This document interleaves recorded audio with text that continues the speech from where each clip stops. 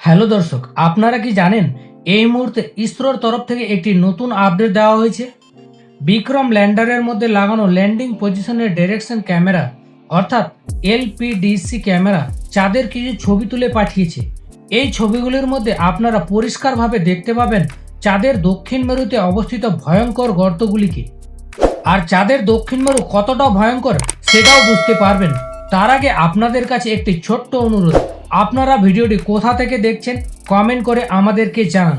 14 জুলাই 2023 তারিখে চন্দ্রয়ান-3 লঞ্চ হয়েছিল, তবে বর্তমানে এই মিশন গন্তব্যস্থলের কাছাকাছি পৌঁছে গিয়েছে। চন্দ্রয়ান যতই চাঁদের পৃষ্ঠের দিকে এগিয়ে চলেছে ততই আমাদের মনের মধ্যে একটা কৌতূহল বেড়ে উঠেছে। সমগ্র পৃথিবীর নজর এই মুহূর্তে চাঁদের উপর রয়েছে।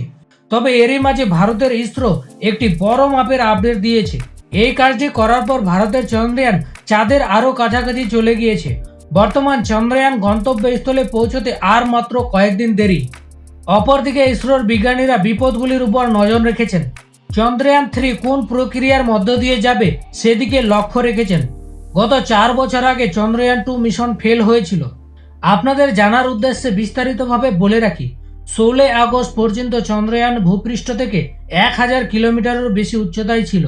তবে শেষবারের মতো চাঁদের কক্ষপথ শেষ করার ফলে চাঁদের ভূপৃষ্ঠ থেকে 100 কিলোমিটার উচ্চতায় চলে এসেছে। এরপর 17 আগস্ট প্রোপেশন মডিউল এবং ল্যান্ডার মডিউল থেকে একে অপরের থেকে আলাদা করে দেওয়া হয়েছে। যদিও বা এই কাজটি করার আগে ইসরোর বিজ্ঞানীরা অল্প মাপের টেনশনে ছিলেন না, কারণ এটা কোনো রকমের ছোট্ট কাজ ছিল না, এটা খুব একটা জটিল কাজ। বলতে পারেন এটি চন্দ্রয়ান-3 আরও একটি অগ্নি পরীক্ষা ছিল। যদিও এসব কিছু করার আগে ইসরোর বিজ্ঞানীরা একটি প্রপার প্ল্যানিং করে নিয়েছিলেন আর তাদের নিজেদের ক্যালকুলেশনের প্রতি বিশেষ ভরসা ছিল। এখন এই কাজটির বিষয়ে শোনার পর আমরা এটিকে যতটা সহজ মনে করছি এটা তার থেকেও অনেক বেশি কঠিন ছিল, কারণ এই কাজটি করার জন্য আনুমানিক 3,84,400 কিলোমিটার দূর থেকে অর্থাৎ পৃথিবী থেকে বসে ইসরোর বিজ্ঞানীদেরকে এই সমস্ত প্রচেষ্টা কন্ট্রোল করতে হয়েছে। এই কাজটি করার জন্য একটি প্রোগ্রাম প্ল্যানিং এবং বিশাল ধৈর্যের প্রয়োজন রয়েছে। এইখানে একটি ছোট্ট ভুল মানে সমগ্র মিশনকে তছনছ করে দিতে পারে। যদিও বা ইসরোর বিজ্ঞানীরা কোনো রকমের ত্রুটি ছাড়াই এই কাজটি সম্পূর্ণ করে যাচ্ছেন। ছোট্ট একটি হুক খোলা মাত্রই ল্যান্ডারের স্পিড বাড়ানো হয় আর প্রোপেশন মডিউলের স্পিড অল্প মাত্রায় কমানো হয়। তবে এর পরবর্তী যাত্রা ল্যান্ডার একাই সম্পূর্ণ করবে। এই সব কিছু হওয়ার পর 18 এবং 19 তারিখ পর্যন্ত ল্যান্ডারের ডি অরবিট শুরু হবে, অর্থাৎ ল্যান্ডারের দূরত্ব ধীরে ধীরে কমানো হবে। তারপর বিক্রম ল্যান্ডার 130 কিলোমিটারের মধ্যে ডিস্টেন্সের মধ্যে পৌঁছে যাবে।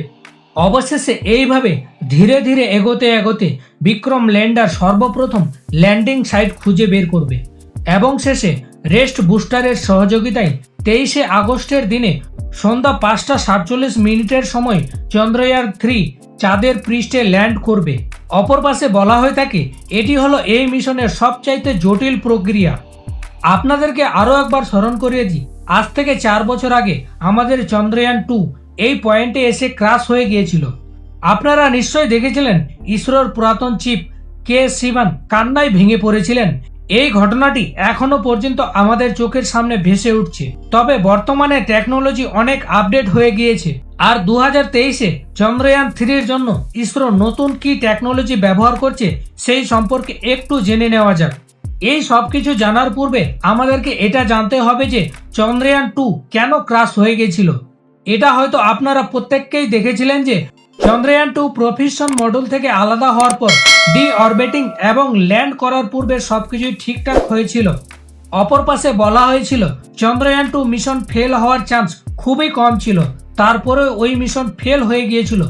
প্রকৃতপক্ষে গাইডার এবং ল্যান্ডারের মেজারমেন্টের দূরত্ব মেনটেন করতে পারেনি, অর্থাৎ ল্যান্ডার যতটা উচ্চতায় ছিল তার থেকে বেশি ক্যালকুলেশন করে নিয়েছিল। এই কারণে চাঁদের ভূপৃষ্ঠের খুব কাছাকাছি থাকার ফলে ল্যান্ডারের স্পিড যতটা কম হওয়া দরকার ছিল কিন্তু ততটা কম ছিল না। অপর পাশে চাঁদের ভূপৃষ্ঠের মাত্র 2 কিলোমিটার উচ্চতায় কোনো গ্লিচের কারণে যোগাযোগ বিচ্ছিন্ন হয়ে গিয়েছিল, অর্থাৎ ইসরোর বিজ্ঞানীরা এটিকে বাঁচানোর জন্য কোনো অ্যাকশন নিতে পারেননি, যার ফলে চন্দ্রয়ান-2 খুব দ্রুত গতিতে নামার ফলে ক্র্যাশ হয়ে গিয়েছিল। এই সকল ত্রুটিকে মাথায় রেখে এবারের চন্দ্রয়ান 3-তে কিছু বিশেষ পরিবর্তন করা হয়েছে। এবারের চন্দ্রয়ান 3-তে বিশেষ কম্পিউটারটিতে লাগানো আর্টিফিশিয়াল ইন্টেলিজেন্সের সাহায্যে কানেক্ট করা হয়েছে এবং সেন্সারের সংখ্যা বাড়ানো হয়েছে। যদি কোনো সেন্সার ঠিকমতো কাজ না করে তাহলে তার পরিবর্তে অন্য সেন্সারগুলি কাজে দেবে। তবে এবারের ল্যান্ডারের মধ্যে লেজার ড্রপলার লাগানো হয়েছে আর রয়েছে উন্নত মানের লেজার হরিজেন্টাল হ্যালোসিটি ক্যামেরা। এর মধ্যে লাগানো এই উন্নত মানের ক্যামেরার সহযোগিতায় এবং লেজার লাইটের সহযোগিতায় ল্যান্ডার সমতল স্থান বাছাই করতে পারবে। অপরদিকে এর মধ্যে লাগানো এই লেজার হরিজেন্টাল ব্যালিস্টিক ক্যামেরার প্রধান কাজ হলো চাঁদের পিস্টল থেকে ছবি তুলে কম্পিউটারের কাছে পাঠানো, যাতে সে সঠিক স্থান নির্ণয় করতে পারে। চন্দ্রয়ানের বিক্রম ল্যান্ডার তার সঙ্গে বিক্রম রোভারকে নিয়ে যাচ্ছে। এটি 6টি টায়ার বিশিষ্ট 27 কিলো ওজনের উন্নত মানের একটি রোভার। বলা হচ্ছে এই রোভারের সাহায্যে চন্দ্রয়ান 3 চাঁদের ভূপৃষ্ঠে গিয়ে বিভিন্ন রকমের এক্সপেরিমেন্ট করবে আর প্রতিনিয়ত ল্যান্ডারের সহযোগিতায় পৃথিবীতে খবর পাঠাবে। তো প্রিয় বন্ধুরা, চন্দ্রয়ান 3-র নতুন আপডেট পেতে আমাদের সঙ্গে থাকুন। ভিডিওটি দেখার জন্য আপনাকে অসংখ্য ধন্যবাদ।